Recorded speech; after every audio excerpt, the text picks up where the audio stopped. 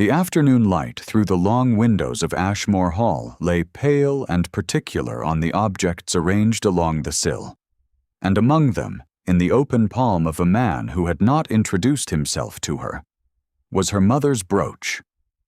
Cecily Vane saw it from across the room. She was carrying a shawl that had not been asked for. The Countess never asked for it directly. But the Countess felt the cold before she admitted it, and Cecily had learned to anticipate, and she stopped walking. She could not have said later what the interval was, long enough that the shawl grew heavy in her arms, long enough that the man at the window turned his head slightly, as though some change in the room's quality of attention had reached him. He was examining the piece with the particular stillness of a man who did not need to perform his interest. He held it between two fingers, tilted it toward the light, small oval of silver, the anchor device engraved on its face, the fine chain-link border around the edge. She had last seen it in her father's hands, 3 days after her mother's funeral, and she had watched him tuck it into his breast pocket with a grief too large for the room it was in. Her feet moved before she decided on the movement.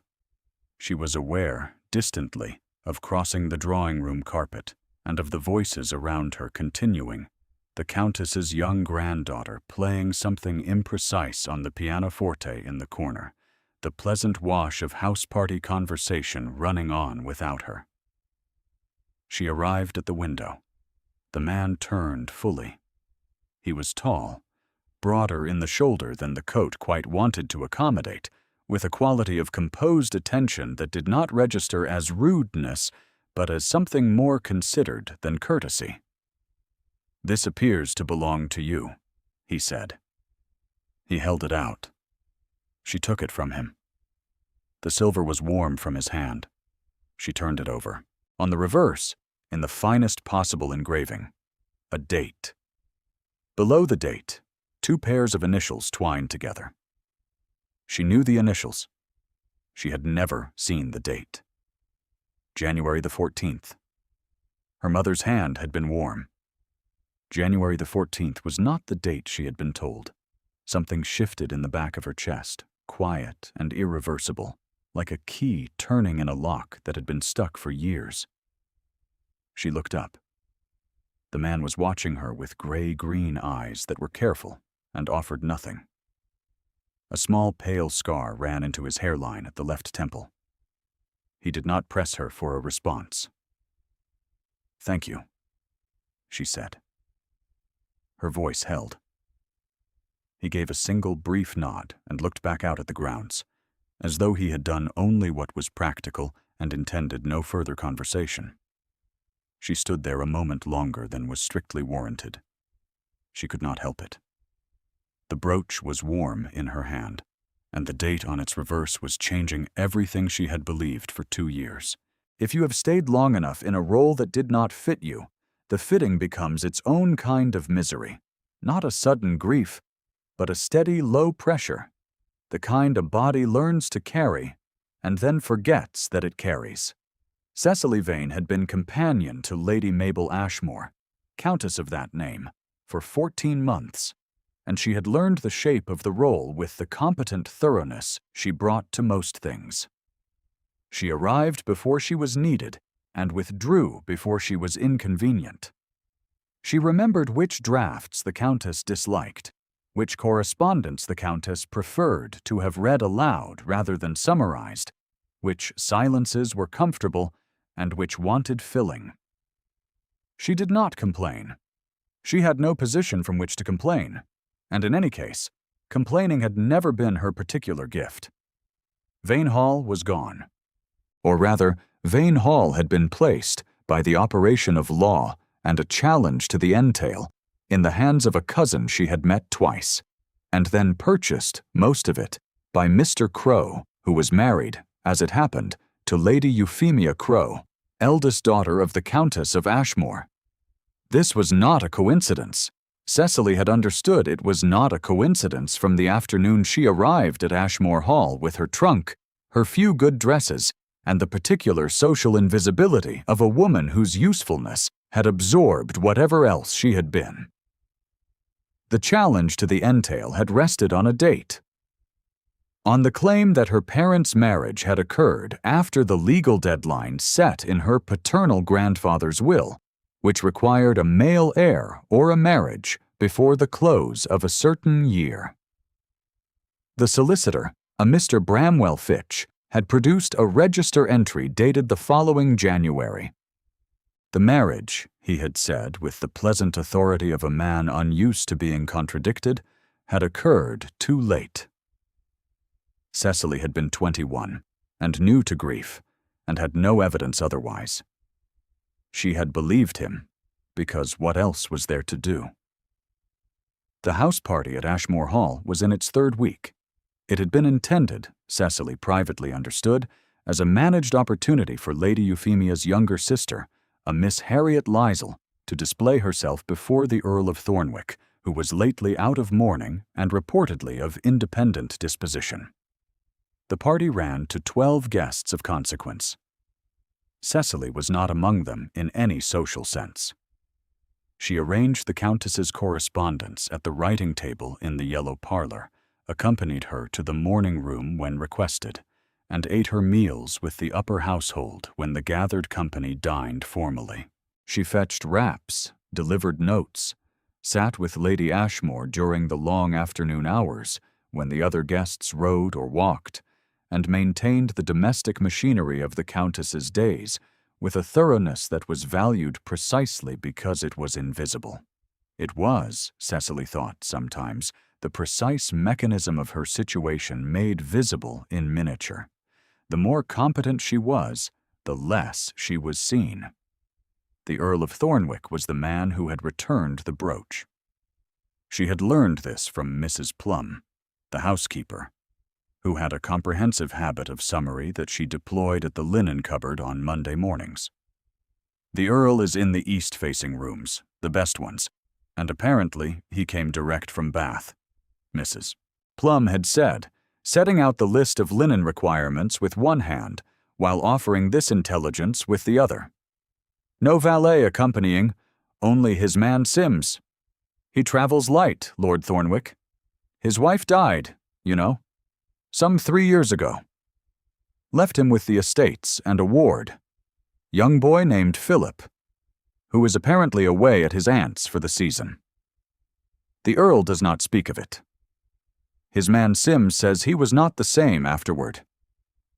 But then they never are. Cecily had made a mental note of the name and returned to the correspondence. She had not anticipated that the name and the brooch would converge. On the afternoon of the second day, before the incident with Daisy in the shrubbery, Cecily had sat at the back of the morning room during the Countess's gathering, a cup of tea cooling in her hand, and had observed Lord Thornwick for the first time in company. He stood near the window that looked out over the park. He did not circulate. Several people came to him, and he received them with the patient courtesy of a man who had long since stopped performing interest, but had not quite stopped feeling it. Miss Harriet Lisle, in jonquil muslin, had been brought to his notice by Lady Euphemia with the smooth efficiency of a woman managing a transaction. He had been polite.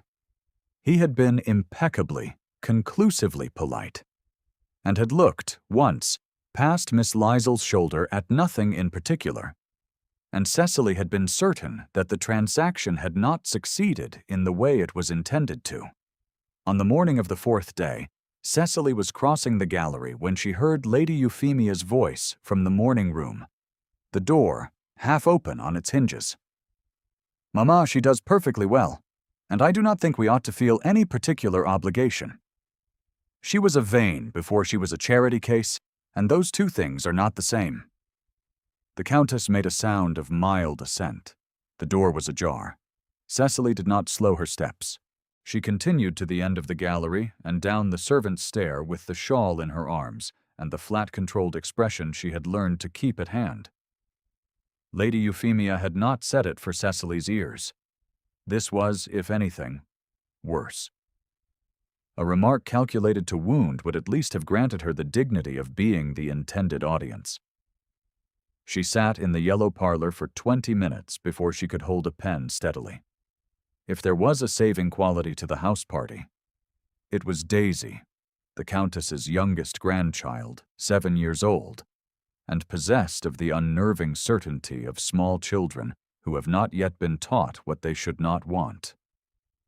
Daisy had decided, on the second day of her visit, that Cecily was more interesting than her nurse, and had conducted her campaign of companionship with a directness that Cecily found, despite herself, difficult to resist.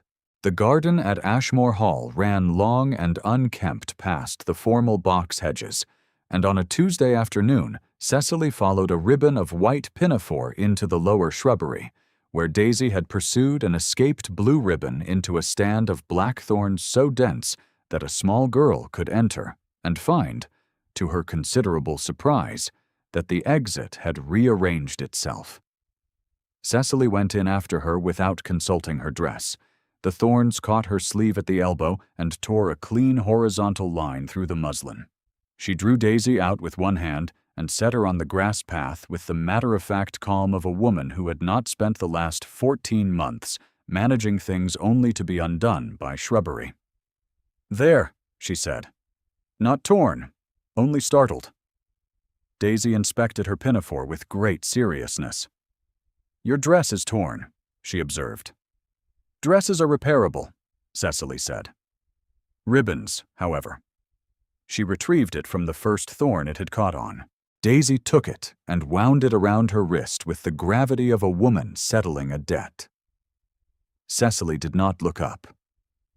She was pushing the muslin sleeve to a point where the tear was less visible and calculating whether the yellow parlor's morning light would allow neat needlework. She did not see Lord Thornwick on the stone-flagged path above the shrubbery, 10 paces away, quite still, watching.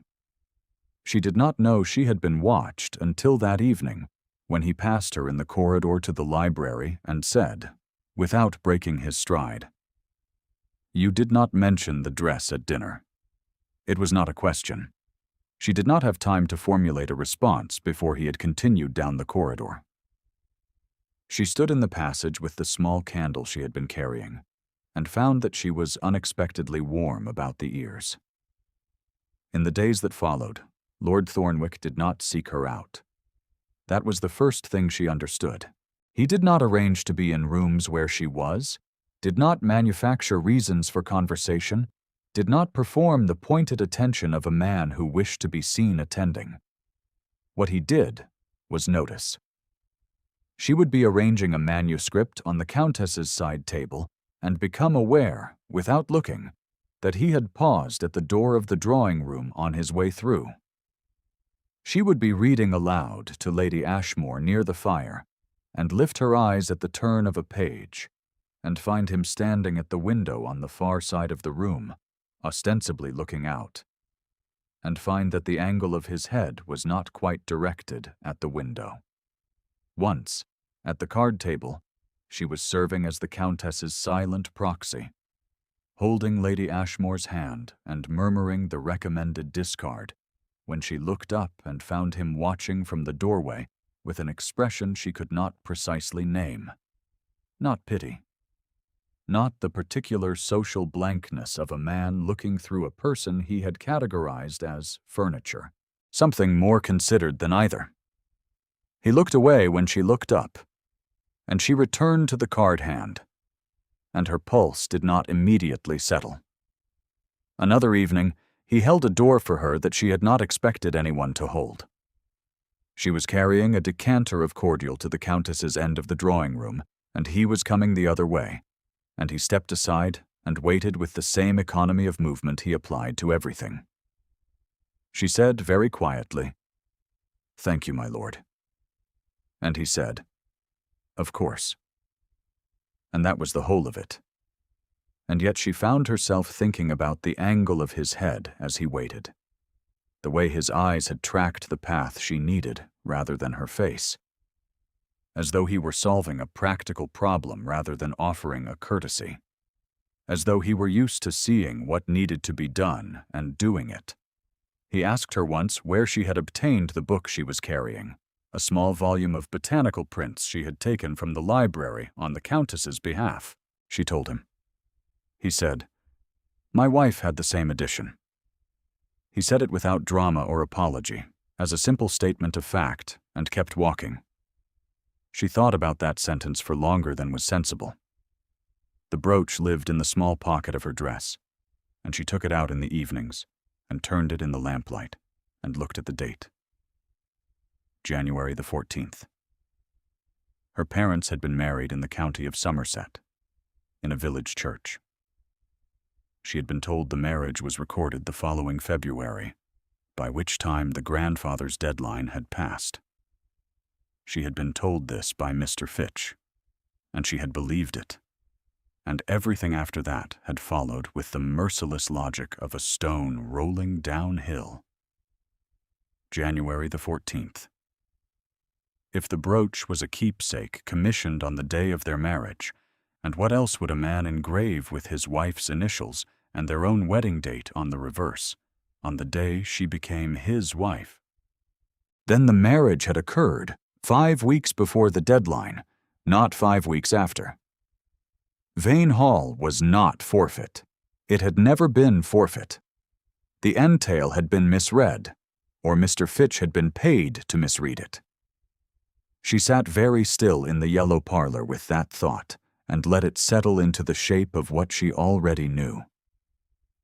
She tried to work it from every angle. A keepsake could be commissioned after the fact, dated to the occasion.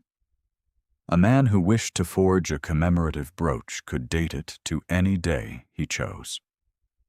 She turned the piece over in her hand and felt the slight wear on the reverse, where the silver had been handled for years, the recesses of the engraving holding the darkened quality of old metalwork. This was not a newly made piece. This was not a commission of sentiment after a decade of marriage. The silverwork at the border had the particular fine quality of the early part of the century. Her father had been a man of education who had studied silver as he had studied most things, and she had grown up with his observations in her ear. The chain-link border was in a style she recognized from his books. This brooch had been made in the year of the marriage, or very close to it. The date on its reverse was not a confection. She thought about what it would have cost Mr. Fitch to produce a register entry dated in February. She thought about Mr. Crow and what he had paid for the eastern portion of Vane Hall, and about the pleasant confidence of a man unused to being contradicted. She thought about how young she had been, and how new to grief, and how little anyone had expected her to question a solicitor's reading of a legal document she had never seen. The anger, again, at its low and steady temperature. If you have followed this far, and found yourself holding your breath for Cecily's sake, you are precisely where this story wants you. Stay a little longer. She did not know how to proceed.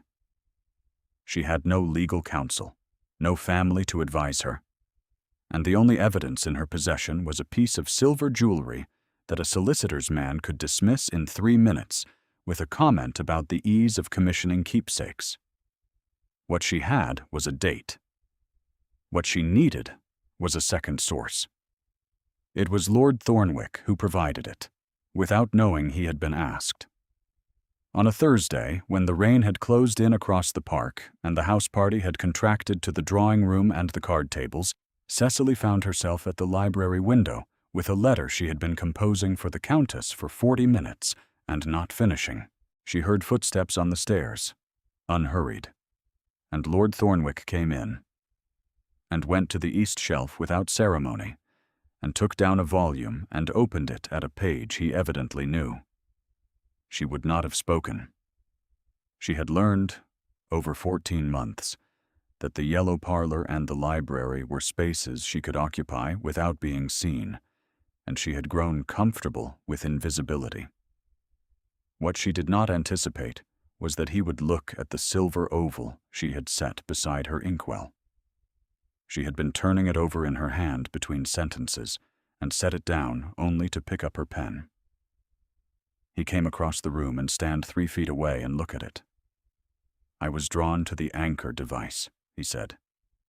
"In Bath. The workmanship is Somerset, if I'm reading it correctly. 18th century. Was it your mother's commission or your father's?"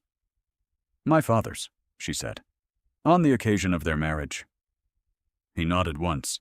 He picked it up, and she allowed it, because he had earned that much. He turned it over and read the engraving and set it down again.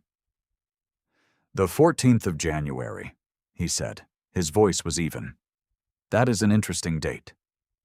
She looked at him. He was looking at the brooch.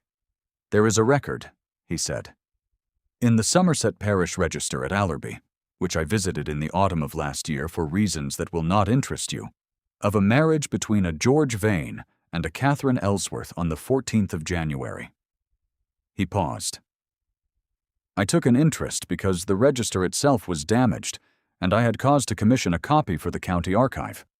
I still have that copy." The room was very quiet. The rain moved against the windows. Cecily's pen was in her hand, and she had entirely forgotten what the Countess's letter had been about. "You visited Allerby," she said. "I bought a mare there in the autumn. The church was on the road in, and the register was in some distress. I am a trustee of the county archive." He looked at her now. "I did not know the name when I bought the brooch. I did not know the significance. But I believe you do." She did not speak for a moment. The warmth in the room was the fire's work, but she was aware of the specific quality of warmth at her right side, where he was standing. "Mr. Fitch presented the marriage as recorded in February," she said. "Mr. Fitch presented a record," Lord Thornwick said. "I would suggest that is not necessarily the same thing." She had thought, in the month since her dispossession, that what she felt was grief. She now understood that some portion of it had been anger, held at a temperature too low to recognize. Lord Thornwick's wife had been named Anne. He told Cecily this on the following morning, in the library again, without preamble, and without the careful management of a man who had rehearsed his disclosure. He told her because she had asked, indirectly, why he made a practice of returning things. "You said it had become a habit," she said. I wondered whether it had a beginning. He was quiet for a long interval. He was standing at the window, and the gray morning light was in his face, and she could see the faint crease between his brows that sat there always, the evidence of a man who thought hard about things he could not resolve. His hands were clasped behind his back. The scar at his left temple caught what light there was. "Anne had a brooch," he said. "Her grandmother's. I did not know she had sold it until after she died. She had sold it to pay a debt of her own, which she had not told me about, because she had decided I would not forgive it." He stopped. The pause was not for effect. It was the pause of a man choosing precision over ease. I was not, at that time, a person who was easy to tell things to. I understood this more clearly afterward than I had before. Cecily did not speak. She understood that this was not an invitation to comfort him, and that comfort was not what he was offering her in turn. He was giving her the reason. She received it as he had given the brooch, without ceremony, without excess, as the simple act of restoring something to where it belonged. "The debt itself," he said after a moment, "was not a great matter. It would have been resolved simply if she had told me. I think about that." "Did you find the brooch?" she asked. "No," he said. "I found 3 others, not hers. I still returned them." He turned from the window then. She was aware of the distance between them narrowing by nothing measurable, only the quality of the air, the way a room can change when 2 people in it stop managing their attention in the same direction. She looked at him. He was looking at her with the same gray-green attention he had given the brooch at the window, careful and patient. And she understood, without wanting to examine it, that he had been giving her that quality of attention for some time. "I think," she said carefully, "that is one of the most honest things I have heard a person say." He turned and looked at her fully, and something in his face shifted, brief and unguarded, and then settled back into its customary stillness. He said, "I will write to the county archive." He was not offering her comfort. He was offering her a plan of action. She found this, unexpectedly, the more affecting of the two. It was the following day in the garden that Lady Euphemia found her. The morning was cool and bright, the gravel path between the yew hedges still damp from the night's rain. Cecily was walking the path, because walking had always helped her think, and there was a great deal to think about. She heard Euphemia's step on the gravel before she heard her voice, and she had time to compose her face into something neutral. "Miss Vane," Lady Euphemia said pleasantly. She fell into step beside Cecily, with the ease of a woman who assumed companionship as her due. "I have been meaning to speak with you." Cecily waited. "Mamma is very fond of you," Euphemia said. "She has said as much, and I am glad of it. It is not easy, I think, for a woman in your position. A charity case, and I mean that with all the sympathy in the world, requires certain qualities: discretion, gratitude, a willingness to leave certain things be." She paused. "I understand there has been some interest in the Allerby Parish Register." Cecily's pulse was even. She had become, in 14 months, a person who could hear things without showing that she had heard them. "My husband purchased a great portion of Vane Hall," Euphemia continued. "The process was entirely lawful. Mr. Fitch has been practicing in this county for 20 years, and his reading of the entail was sound. Any suggestion otherwise would cause considerable distress to a great many people, and I think, on reflection, you would not wish to be the instrument of that distress." Her voice was warm with it. She was not threatened. She was simply informing. "Lord Thornwick, I should add, is practically spoken for. He is expected to make an offer to Miss Hartley of Surrey before the season closes. I would not place any interpretation on his attentions that the situation does not actually support." Cecily stopped walking. Euphemia stopped beside her. "I take your meaning," Cecily said. "I thought you would," Euphemia said. "You are sensible, Miss Vane. That is your best quality. A sensible woman knows what she has to lose." She smiled, a thin and careful adjustment of her mouth, and turned back toward the house. Cecily stood on the gravel path after she had gone and felt the familiar weight of the position settle back across her shoulders. It was not new, this weight. It was the weight of being the charity case, the woman without recourse, the one whose best quality was her willingness not to make difficulties. She had carried it for 2 years. She stood on the path and thought about January the 14th, and about a man who had stood at a window in gray morning light and told her that he had not been easy to tell things to. She thought about a county archive copy of a parish register. She thought about the second voicing of the label, which she had heard through the open door of the morning room, delivered without cruelty and without awareness of her presence, as though she were a known quantity, a classification that everyone had already agreed on and put away. She decided on the path that she would not make the challenge. It would embarrass the Countess. It would not, in all likelihood, succeed without legal support she could not afford.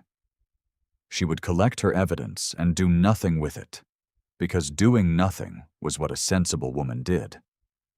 She walked back toward the house, and she did not look up. The drawing room at Ashmore Hall was the largest public space the house offered, and on the evening of the third Friday of the party, it was occupied in full. The Countess held these evening gatherings with the comfortable assumption that a great many people who had been in each other's company all day would enjoy being in each other's company in slightly better dress. The fire was high. The candelabra were lit. Miss Hartley of Surrey, in pale rose silk, was seated near the pianoforte with the particular visibility of a woman who had been arranged rather than settled. Cecily was at the far corner with a book she was not reading, her chair angled slightly away from the room so that she was present without being a presence. It was the position she defaulted to. The brooch was in her pocket. She had been turning it over with her thumb, without being aware she was doing so for some minutes. Mr. Bramwell Fitch was in the room. She had not expected this.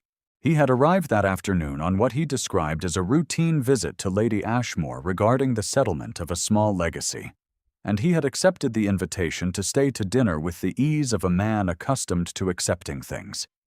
He was a compact, neatly dressed man in his 50s, with the pleasant competence of someone who had never been seriously questioned. Lord Thornwick was near the fire. He had been near the fire for 20 minutes, and he had not looked at her, and she had not looked at him more than twice. Lady Euphemia was speaking with the Countess near the window, her fan held at the particular height she held it when she was managing a conversation rather than having one. Cecily watched the room with the clarity of someone whose invisibility had given her years of practice in reading it. She did not know afterward what precise sequence of events produced the moment. She knew that the Countess raised her voice slightly, as she sometimes did when she was telling a story she had told before, and that the room's general conversation contracted around the story, and that in the small lull, Lady Euphemia said to the woman beside her, with a carrying murmur and the absolute confidence of a woman in her own house, "Poor thing, she does her best. But the charity case is somewhat out of her depth with the current company, don't you think?" The room did not go entirely silent. The fire crackled. Miss Hartley played a descending chord. Two of the younger men near the card table exchanged a glance and continued their game. Lord Thornwick turned from the fire. He did not raise his voice. He did not gesture or hurry. He moved across the room with the particular economy of a man who knows exactly where he is going and sees no reason to announce it, and he stopped beside Cecily's chair, and he held out his hand. She looked up at him. He waited. That was all. He simply waited, his hand out, and his gray-green eyes on her. And the room was watching now. The Countess, Euphemia with her fan suddenly still, Mr. Fitch looking up from his glass, Miss Hartley's fingers lifted from the keys. The quality of the silence changed into something that felt like held breath. Cecily put down her book and stood. "Miss Vane is my intended," Lord Thornwick said. His voice carried the same register it always did, level and without drama, as though he were providing a simple clarification. "Her claim on Vane Hall stands." He said the second sentence to the room, but he said it in Mr. Fitch's direction. Euphemia's fan, which had been held at its precise height throughout the evening, lowered by 4 inches. The Countess made a small sound that was not quite a word. Mr. Fitch set his glass down on the nearest surface and then seemed to reconsider whether that surface was the correct one. Cecily was looking at Edmund Hartfield's face, which was the same as it always was. Level. Composed, the small pale scar at his temple catching the candlelight, the crease between his brows. Nothing performing. Nothing borrowed. He was watching her with the careful attention he always gave things, waiting for her response in the same way he had waited when he held out the brooch, as though he already knew, and was only giving her the time. "Did you write to the county archive?" she said. "The copy arrived this morning," he said. "It confirms the 14th of January. Mr. Fitch will find this an interesting document." She was aware of the room around her, of the Countess's expression moving through several stages, of Euphemia standing very still in the way of a person recalculating a position they had believed secure. She was aware of the brooch in her pocket, the silver warm from her body's heat. She was aware of the specific quality of the air between herself and the man standing beside her, which was different from the air anywhere else in the room. "You might have warned me," she said. "You had decided not to fight it," he said. "I thought a warning might give you the opportunity to refuse." The warmth of the room was the fire's work, but there was an additional warmth at her left side, where he was standing, and she did not examine it. She permitted herself, instead, to look at him for 5 full seconds without the careful composure she had been maintaining for 14 months, without the management and the arrangement and the quiet absorption of everything that might have been. He looked back. "Very well," she said, which was not the same as agreement, but was sufficiently close that it would do for now. "If you have stayed for this moment, you know precisely why we stay. Leave a word in the quiet below. It is enough to know you were here." It turned out that Mr. Fitch had heard of the Allerby Parish Register copy and found that he had always intended to clarify the date and had in any case been operating on the best evidence available to him at the time, and was deeply sorry for any inconvenience to Miss Vane. These clarifications arrived in the space of 2 days, in the form of a letter delivered to Cecily at the writing table in the yellow parlor, with a profusion of formal courtesies that suggested Mr. Fitch was very much aware of Lord Thornwick's involvement with the County Archive Trust. The Crowe family's ownership of the eastern portion of Vane Hall was a separate matter, subject to legal review and negotiation, and this review would take some months and cost Cecily rather more than she would have wished. She understood this. It was the nature of things reclaimed to require more effort than the thing that had taken them. Cecily returned to Somerset in the spring. The solicitor who handled the review was her own, not Mr. Fitch. Edmund had recommended him. Edmund had also, in the interval of a week, had a conversation with the Countess that Cecily was not present for, but heard the shape of from Mrs. Plum, who had a housekeeper's gift for the comprehensive summary. "He was entirely correct in his manner," Mrs. Plum reported, "and the Countess cried a little, which she almost never does, and Lady Euphemia was not invited to attend." Mrs. Plum set down the tea service and added, as an afterthought, "He asked after your health, Miss Vane. 3 times. The engagement was announced in April. Cecily's first response, on reading the notice in the paper, had been to sit very still for a moment and feel the weight that had been across her shoulders lift, not with the drama of a sudden release, but with the slow incrementalism of winter ending. The air simply warm one morning, where it had not been the morning before. Edmund had come to Allerby in March, while the legal review was proceeding. He had arrived on a Tuesday, unannounced, which she had not expected, and had stood in the small sitting room of the cottage she was renting from the village inn, having, apparently, walked from the posting house in a light rain, because his coat was damp at the shoulders, and his hair had the particular quality of a man who had not thought about whether he would arrive looking presentable. She thought this might be the most she had ever liked him. He said without preamble, "I have not been easy to tell things to. I am aware of this." "I know," she said. "I am attempting to be less so."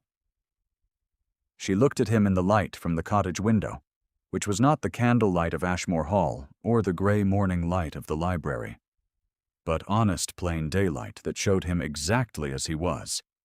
The scar, the crease between the brows, the set mouth with something uncertain about it at this particular moment, which was not his usual quality.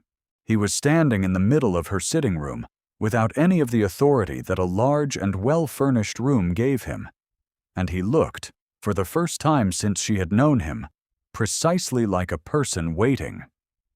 "I think you are succeeding," she said.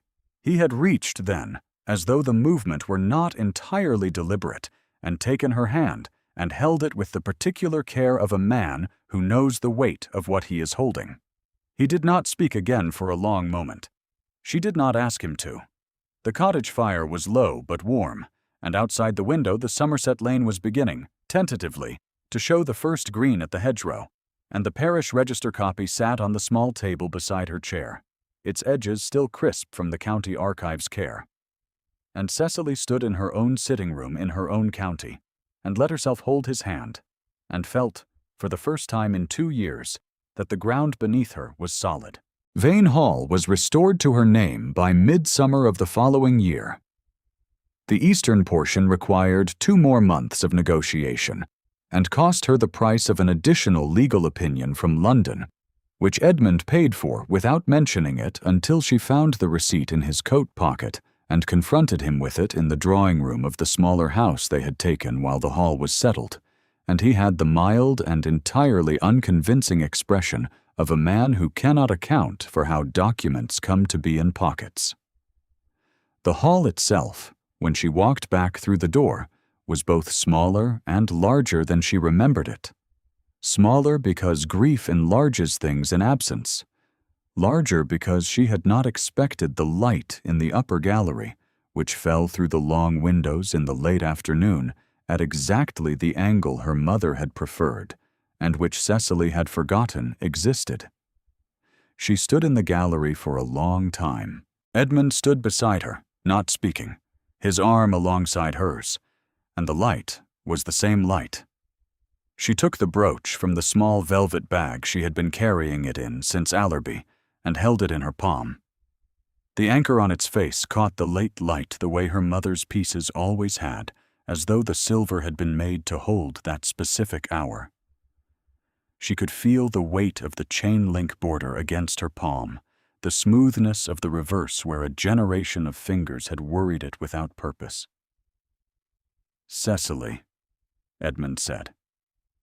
It was the first time he had said her given name in quite that way, without the formality and without the management, as though it were simply the word for the person beside him. She looked up at him. The late afternoon light was in his face, and the scar at his temple was silver in it, and the faint crease between his brows had eased to something less like readiness and more like arrival. She closed her fingers around the brooch and thought of January the 14th, and of an anchor, and of all the things that had found their way back. The light moved. The house settled around them.